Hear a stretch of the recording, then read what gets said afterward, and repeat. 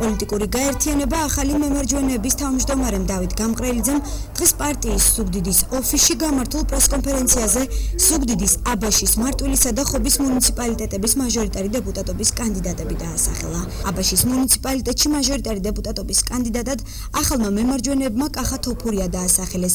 პოლიტიკურმა გაერთიანებამ მარტვილის მაჟორიტარი დეპუტატობის კანდიდატად შოთა ჩახავა დაასახელა.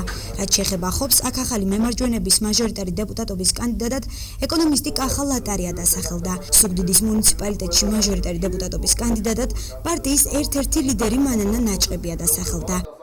მანანა რჩება სამეგრელოს პოლიტიკურ კოორდინატორად პარტიიდან, ეს იმას ნიშნავს, რომ როგორც გელასთან, შოთასთან, კახასთან, ისე სამეგრელოს სხვა რაიონებში თქვენ ისევ შეხვდებით მანანას, ისევ ნახავთ მას ჩვენს მაჟორიტარ კანდიდატებთან ერთად შეხვედრაზე, არ გაგიკვირდეთ, მაგრამ რა თქმა უნდა მისი დროის 90% იქნება დათმობილი ზუგდიდისთვის და ზუგდიდის ამორჩევლისთვის.